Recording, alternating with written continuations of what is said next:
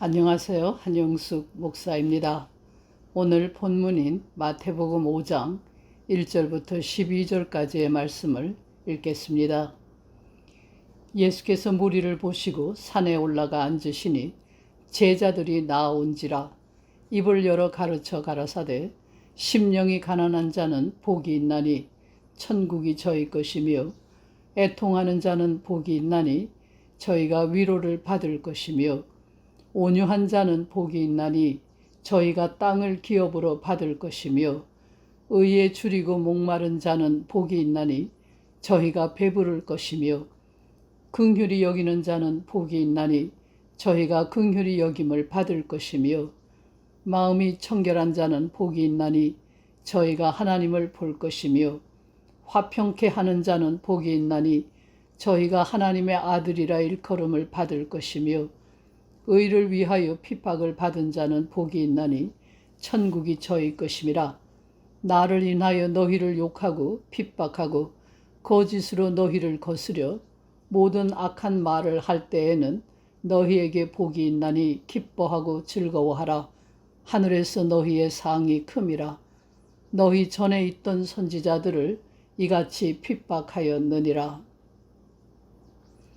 본문은 산상수훈의 시작으로서 예수께서 말씀하신 팔복의 내용입니다. 그런데 본문이 말하는 복은 좀 이상하게 보입니다. 우리의 상식에는 맞지 않습니다. 우리는 부유하고 대접을 받고 남을 부리고 지배하고 배부르고 웃고 즐기는 사람이 복되다고 여깁니다. 그러나 예수께서는 가난하고 애통하고 굶주리고 핍박받는 사람이 복되다고 하십니다. 이는 무리가 아니라 제자들에게 주어진 생활의 지침이고 윤리적 요구입니다. 제자들은 심령이 가난하고 애통하고 온유하고 의에 줄이고 목마르며 긍휼히 여기고 마음이 청결하고 화평케 하고 의를 위하여 핍박을 받는 사람이 되어야 한다는 말입니다. 그렇게 살면 하늘나라를 받고 위로를 받고 땅을 차지하고 하나님을 보게 되고 하나님의 아들이라 불리고 긍휼히 여김을 받게 된다는 말입니다. 이 약속들은 사실상 모두 하나님과 관련된 말들입니다. 세상에 속한 것을 의미하지 않습니다. 세상에 살면서 세상의 것들에 마음을 빼앗기지 않고 하나님의 나라를 그리워하고 하나님의 뜻을 따라 사는 사람에게 하나님의 나라가 약속되어 있다는 말입니다. 당연하고 쉬운 말 같습니다. 하나님을 믿고 하나님만 바라보고 산다는 것이 쉬운 일인 것 같습니다. 그러나 조금만 깊이 생각해 보면 세상에서 하나님을 믿는 일이 얼마나 어려운 일인지 알 것입니다. 이 일이 얼마나 어려우면 예수께서는 제자들을 가리켜 겨자씨 하나할 만한 믿음도 없는 사람들이라고 했겠습니까? 우리가 사는 세상이란 온갖 재난과 알 수 없는 부조리로 가득 차 있습니다. 끊임없는 전쟁과 기근, 질병과 고난이 있는 곳입니다. 이해할 수도 없고 원인도 모르는 일들이 일어납니다. 이런 현상들을 보면서 사람들은 하나님을 원망하거나 하나님을 믿지 않게 됩니다. 외적인 현상뿐만 아니라 우리의 마음 속에서 끊임없이 일어나고 있는 회의와 의혹은 또 어찌합니까? 정말 하나님이 계신다면 이럴 수가 있는가? 내 기도를 듣기는 하시는가? 같은 의혹 말입니다. 더구나 하나님을 믿는다는 것이 하나님의 뜻을 따라 사는 것이라니 더욱 어려울 수밖에 없습니다. 쓸모없고 이용 가치도 없는 사람들에게 친절과 자비, 긍휼을 베풀어야 한다니 말이 됩니까?